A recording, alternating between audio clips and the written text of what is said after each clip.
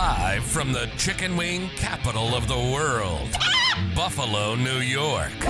You're listening to the Childcare Bridge podcast, your source for the best tips, tools, and tactics on how to market and grow your childcare center, ensuring total domination. Total domination. This is the Childcare Bridge, and this is your host, Michael Tasner.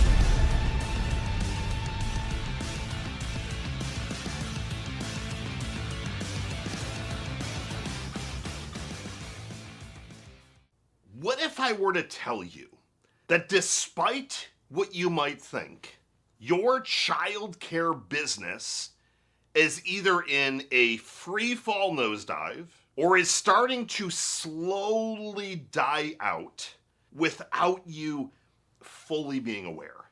In today's episode, I want to talk through this topic of fast growing centers, steadily growing centers, but I want to really dig in and laser focus on the key activities, the key actions, the key metrics that you as the leader need to either be looking at or taking care of. That could be daily, that could be weekly, it could be monthly. The frequencies depend on the actual activity.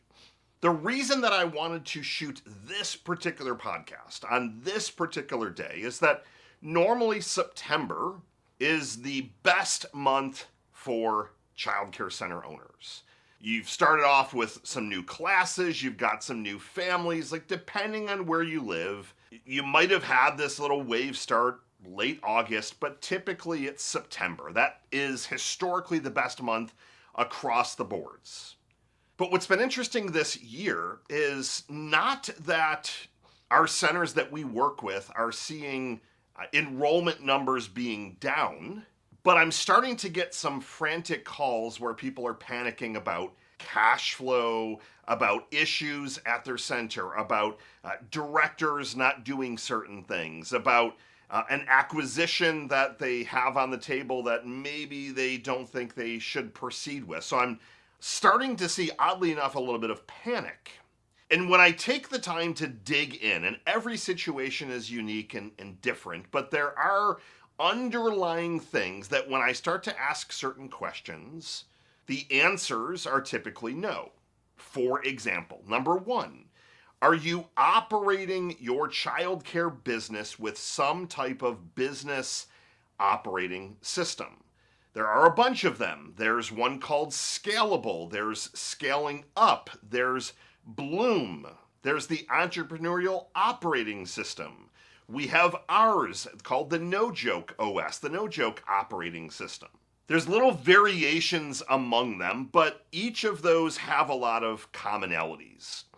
The commonalities are you have a plan that the team is aligned on, you have metrics that you and a leadership team look at, you have clear core values, you have projects or rocks or boulders, they're called. Again, it's something different in every organization that you're working on for the quarter. You have these kind of operating methodologies so that your core leaders, your core vendors, they're all marching to the same drum. This to me is a starting point, and it's a non-negotiable.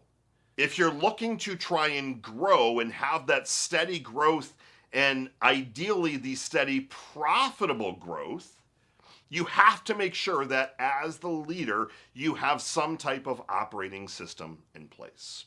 Again, all of them vary slightly, but they're very, very similar to how I just described. You have meeting rhythms, and you typically have a weekly meeting with your leadership or your executive team. You have a quarterly meeting, all to make sure that things are moving. And when I ask that question of either A, do you have something and are you using something? If the answer is yes, I'll dig in a little bit further and I'll say, tell me more. Tell me how you're using, let's just say, the entrepreneurial operating system. And usually that's when things start to take a different turn. Well, we're kind of using some of these things. We don't do this meeting rhythm and we don't do the quarterly priorities, but we do the 12-month plan. And you can't, with these systems, be half in. And that's a mistake that I have made personally several times. We were kind of half in on the entrepreneurial operating system, and we are half in on this other one called Scalable. So what we ended up doing was kind of merging them and making what we believe is the best of everything, but we have to use it religiously.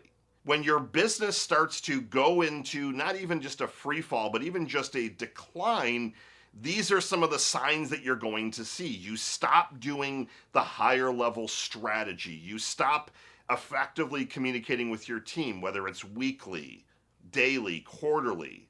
And often these are things that you don't even realize. So as an entrepreneur like yourself, for me, I like to see not even just fast growth, I just like to see steady growth. So I try to put tunnel vision on to start to look at what do we need to grow the business. And for me, that's doing more content, that's looking at acquisitions, what strategic relationships do we need to set up. So I start to put a tunnel vision. And if I have that tunnel vision and then I stop doing some of those things that I just described, we're going to very quickly fall off track, and we could be having a conversation in a month or two where the growth is going the other direction. And I was thinking, well, geez, everything that I'm tunnel visioned on is all about growth, but how did we start going backwards? It's keeping up those daily, weekly, monthly, quarterly, consistent actions that you need to have in place to keep the growth flowing. So that's the first thing. If you don't have an operating system, you need to pick one. Number two, you need to be using it religiously. Most child care center owners should not be deploying this themselves. It's just plain and simple. A lot of people try and self-implement one of these tools, and it's much better to have a coach. We do a lot of this coaching with our clients gratis, so we actually invite them onto meetings every week. But you want to have some kind of coach, mentor that's helping you implement it and or driving your implementation. Now, the second one is all about metrics. Anytime that I get frantic calls or frantic emails, I ask to be sent the metrics. Show me the metrics that you've been looking at over the last 3 months, 6 months, the last year, the last week. Send me some metrics. And if I get a reply that says, well, what would you like to see? That instantly tells me that you, the entrepreneur, are not looking at the metrics like you should be. I want to see what you personally are looking at that's showing you, are you moving in the right direction, neutral, or the wrong direction? I want to see, are you tracking your cost per enrollment, the number of tours that are coming in the door? What does that cost you to get a tour? What does your accounts payable, your accounts receivable look like? Your profitable ratios at each classroom. Do you have every classroom optimized? I want you to be tracking all of those metrics so that you can see them every week. If you're tracking them every single week and you're looking at it, you're going to start to spot trends that become very apparent. Anytime that I have taken my eye off the ball, which I will openly admit that I did the first quarter of this year, I delegated everything out to what I felt like was really good delegation, gave the objectives, which I thought were crystal clear, but then I stopped looking at the data. And I would hear the data once a month at a meeting, but I'd be like, everything is moving, everything is fine. But in reality, the first 3 months of the year for us was absolutely dreadful. It was terrible. Lost a bunch of money.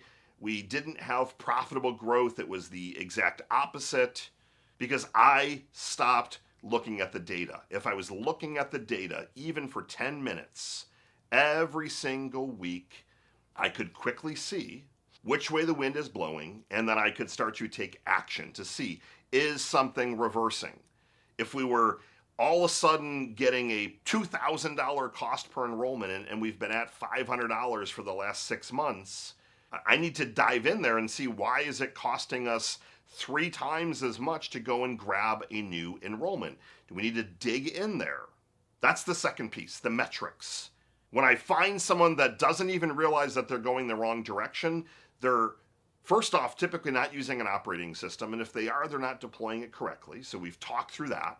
The second one is the metrics. They're just not looking at the metrics, not only that they need to be, but they're simply just not looking at them. Having 5 to 10 metrics that you look at once a week, that can make all the difference in the world so that you can just have that slight tunnel vision and see where something needs to get pivoted. If all of a sudden your tours, you've been averaging 10 tours a week, and all of a sudden for a week it goes to 2, and you bring it up and you dig in, the next week it's 2 tours again. You know that you've got to really dig in further, and you got to reverse that, or you are going to start to have negative results. So that's the second thing. The third element is the people aspect. And this is the one that it can take a lot of different twists and turns. But what I have found is that when a center starts to experience issues, when they start to even get in a free fall, when they start to go the wrong direction, something kind of quickly happens within their staff, and then it starts to have that ripple effect. So maybe for the last 3 or 4 months, you've been avoiding the conversation with your director about a raise, and they all of a sudden get fed up and they decide to give you their 2-week notice. And in tandem, they start to tell other families the new center that they're going to, if that's what they're doing, staying in the industry. They recruit some of their favorite teachers or assistants or your chef. And then all of a sudden, you've got a director leaving and you've got 5 other staff. You're out of ratio. Now you are completely out of whack. And that is when, out of all of these, I have seen ridiculous free falls and nosedives over the last couple of months. It tends to be that, like the straw that broke the camel's back, the levees getting broken, and all of a sudden the water is rushing through.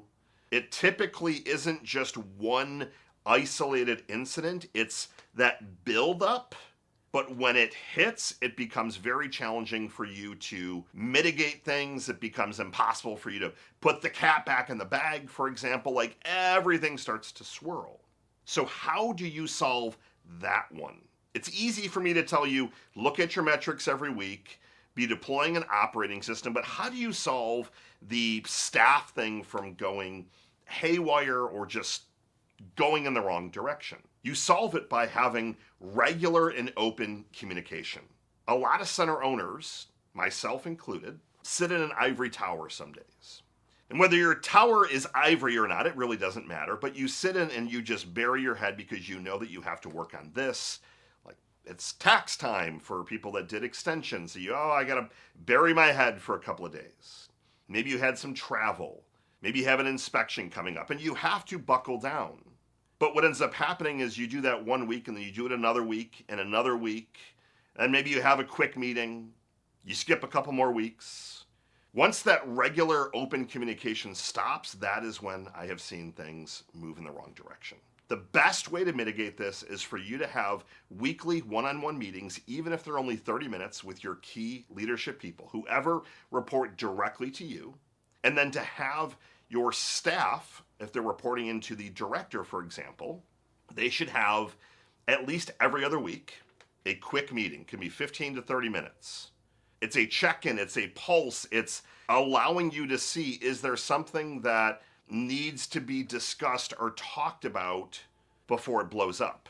You don't just have a director that quits out of the blue. That rarely happens. There are clues, there are open discussion points, but if you have closed your office doors, if you don't have that regular one-on-one meeting, at the very least every other week, this stuff will catch up to you and it will free fall.